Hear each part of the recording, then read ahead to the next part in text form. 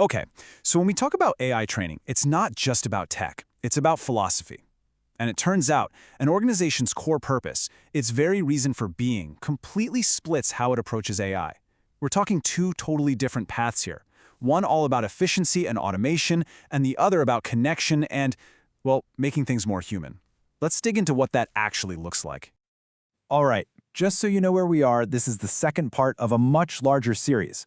We're diving into a really fascinating research report from Virtualization Options LLC. Now, we can't cover everything, of course, but today we're zeroing in on one side of the coin, the customer-focused organization and how they think about AI training. So that really gets us to the big question, right? Is there just one way to do AI training? A sort of one-size-fits-all blueprint? And you know what? The research is screaming absolutely not. It turns out the best path has way less to do with a specific AI tool and a whole lot more to do with a company's core values. So here's what we're going to walk through. First, those two big philosophies. Then, we'll talk about the North Star, the mission.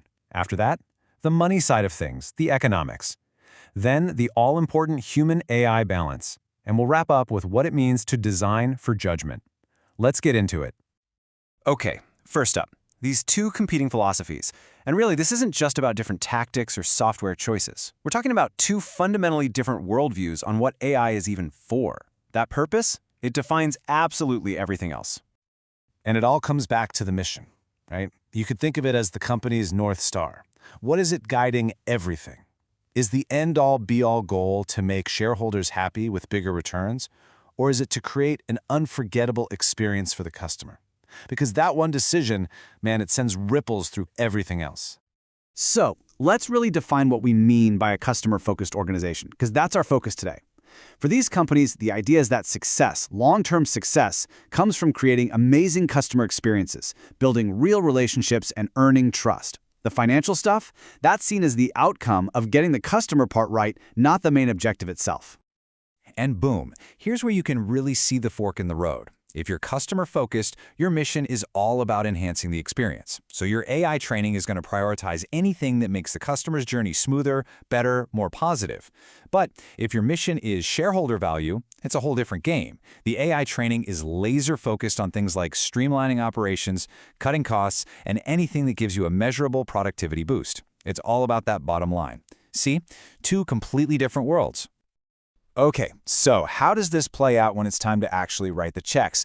Let's talk about the economics of training, because how you justify spending money on AI training really reveals what you value most. And for a customer-focused company, the #1 metric for return on investment, it's not what you might think. It's not about the next quarter's profit. It's all about customer lifetime value. We're talking about the total value a customer brings over the entire relationship. It's a long-term play. This table just lays it all out so clearly. Look at how they justify the budget.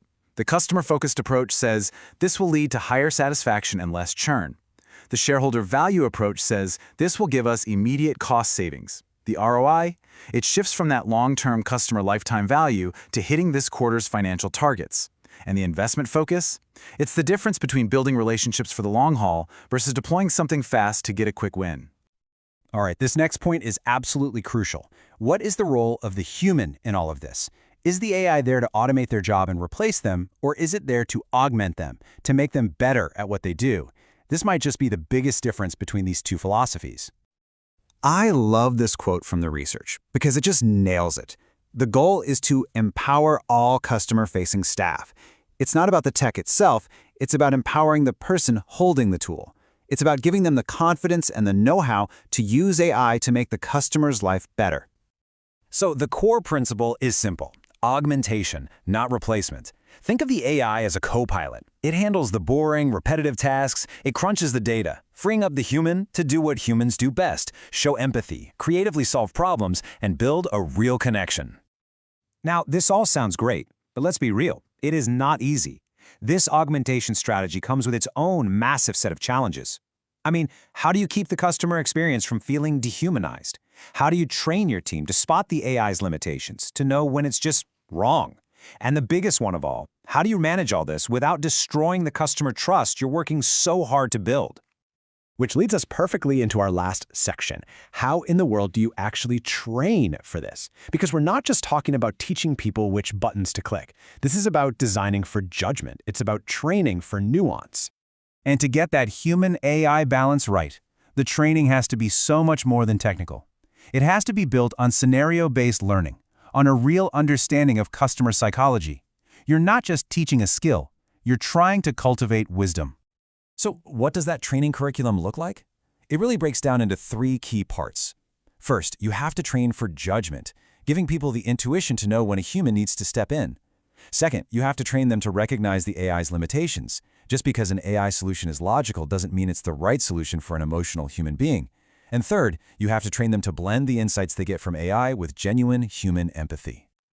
So, look, if there is one single thing to take away from all of this, it's this. There is no such thing as the best AI training method. It just doesn't exist. What makes training effective is how well it aligns with an organization's core purpose, with its North Star. And that really leaves us with a powerful question to ask ourselves. When you look at your organization's AI training, or any training really, what is it actually building? Is it building short-term efficiency, or is it building long-term relationships? The answer? Well, the answer tells you everything you need to know.